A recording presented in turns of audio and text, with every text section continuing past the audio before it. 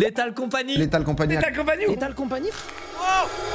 Bon, l'entièreté de la planète a joué à Lethal Company. Et le concept du jeu est simple, vous devez trouver des débris sur différents lieux abandonnés. Seul problème, il y a des monstres. Et oui, parce que vous êtes sur des lunes. Bon, et la particularité de ce jeu, c'est que graphiquement, il est pas terrible. J'ai donc décidé de recréer Lethal Company en plus beau.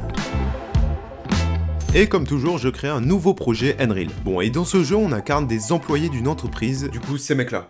Pour ça, il me faut des modèles 3D, et il faut donc les modéliser. Alors autant pour modéliser des objets ou autres, ça peut passer, mais des persos, en plus réalistes...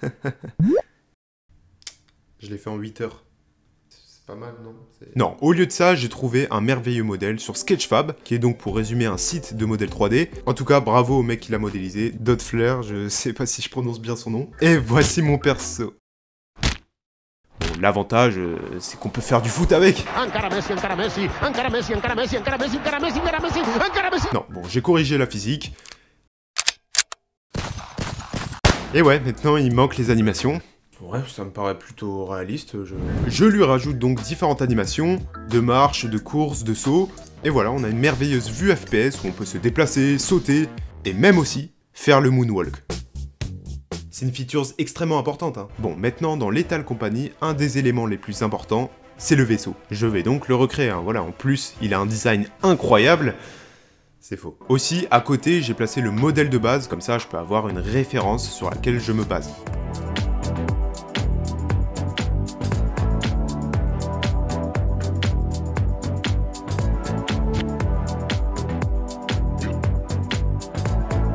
Voilà, finalement j'ai quand même respecté les dimensions de base, même si les deux vaisseaux restent quand même différents.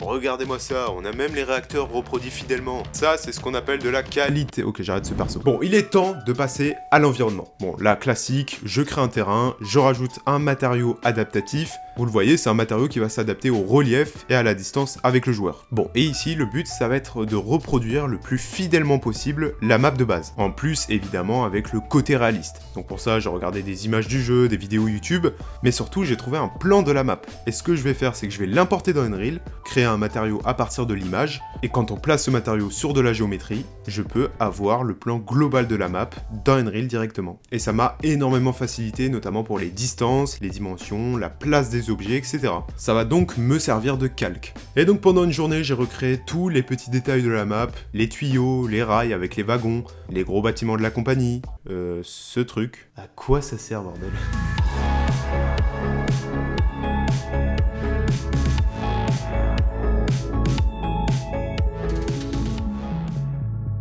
Une fois que j'avais créé tout le côté extérieur, il fallait que je passe au grand bâtiment. Pour rappel, c'est dans ce bâtiment-là que les joueurs doivent aller pour récolter les différents objets. Je vais donc comme ça placer des grands murs et aussi créer une sorte de préau. Voilà, ce mot n'est pas du tout adéquat, mais un petit renfoncement où je vais placer la porte par laquelle on va pouvoir accéder à l'intérieur. Et donc pour cet environnement, j'ai utilisé des assets d'un peu partout. Bon, le truc ici, c'est que ma scène manque carrément d'ambiance. Bah ouais, parce que dans le jeu original, on a du brouillard, du vent, de la poussière, etc. Bref, il y a une vraie ambiance. Je vais donc de mon côté ajuster la lumière, rajouter du brouillard volumétrique, et aussi, vous le voyez, rajouter des petites particules comme ça de poussière. Et voilà, un aspect complètement différent, et ça change tout, et c'est ça qu'on veut.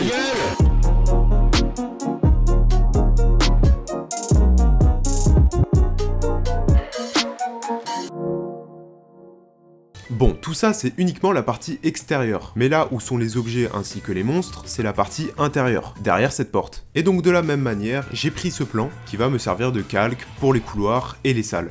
D'ailleurs j'ai aussi créé des salles différentes, par exemple dans le jeu de base on a des passerelles comme ça au-dessus du vide, et donc de mon côté je les ai recréées un petit peu à mon goût. Et d'ailleurs on a aussi l'entrée avec une sorte de roue comme ça qui tourne au-dessus, que je trouvais intéressant à reproduire. Et voici un avant-après de l'intérieur.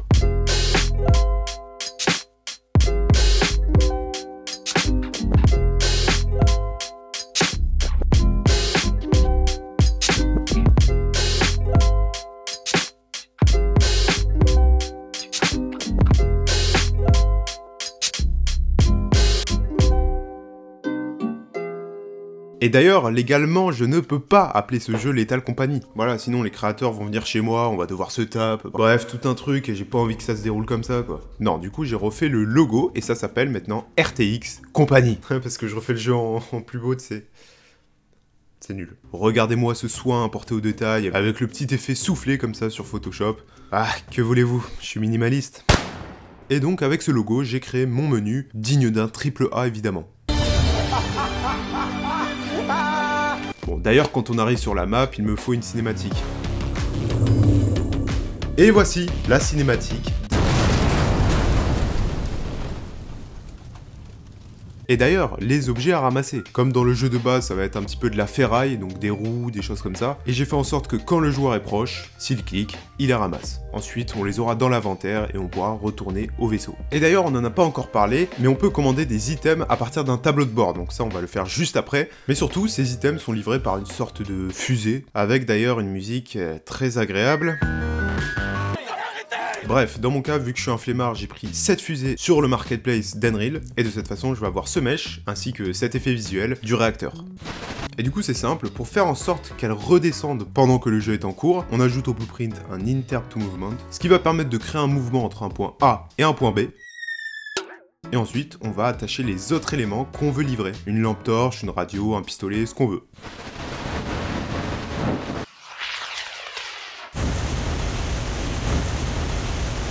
Voilà, ça donne un résultat que j'aime beaucoup, et... Attends les gars, elle vient vers nous là. Et pour ce qui est des musiques, on en a quelques-unes qui sont quand même importantes, hein. Bon, bah la musique de la fusée, toujours aussi insupportable, et celle quand on marche en fait. Voilà, ça fait un nombre total de 2 musiques, c'est pas beaucoup finalement. Mais voilà, comme je fais en quelque sorte un remake, dans mon cas, elles doivent être différentes. D'ailleurs, c'est quoi la musique du menu ?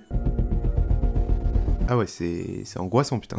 De mon côté, j'ai pris les miennes sur Epidemic Sound, et donc j'ai pris ces deux sons-là, que je vais un petit peu modifier au niveau de la vitesse, du rythme, etc. Et donc, pour la fusée, on passe de ça à ça. Et pour l'autre, la musique quand on marche, on passe de ça à ça. Il est maintenant temps de construire la lumière. Ah ouais, non mais là, il y a zéro fun, hein, faut juste attendre. Bon, maintenant, ce qui pimente le jeu, c'est les monstres. Alors, évidemment, j'aurais pu reprendre les monstres du jeu de base. Mais au lieu de ça, j'ai préféré avoir des monstres originales. Donc, au lieu de l'araignée dans le jeu de base, on va avoir ça. Bon, mi-poulpe, mi-araignée. Et aussi, celui-ci. D'accord. Bon, mais il ne suffit pas de les mettre dans la map pour qu'ils se déplacent et me chassent. Bah non, pour ça, il va falloir créer un comportement. Et donc, pour créer ces IA, on va déterminer 2 comportements. Un où l'IA donc va se balader en se rendant à un point sur la map, et l'autre comportement se déclenchera si elle nous voit, et à ce moment-là, elle poursuivra le joueur. Et après ça, je vais placer ce volume qui va détecter les endroits où les monstres vont pouvoir se déplacer. Évidemment, on rajoute aussi du son, sinon bah ça donne ça. Donc un son d'ambiance, celui-ci. Et pour les différents monstres...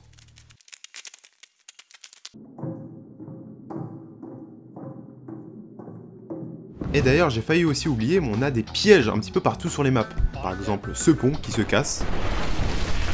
Ou alors ce monstre qui sort de nulle part. Alors moi dans mon cas je vais recréer les sables mouvants. Et voici un tuto pour recréer des sables mouvants. Alors c'est simple, je creuse le terrain pour ensuite mettre de la géométrie où je mets un matériau de terre dessus. Et pour cette géométrie, je vais désactiver les collisions pour ensuite mettre en dessous une zone de dégâts. Et du coup, ça donne ça. C'était le tuto pour recréer des sables mouvants. Au niveau du délai, j'ai aussi rajouté un timer. Et donc si ce timer arrive à la fin et qu'on n'est pas revenu, eh bien on aura échoué la mission.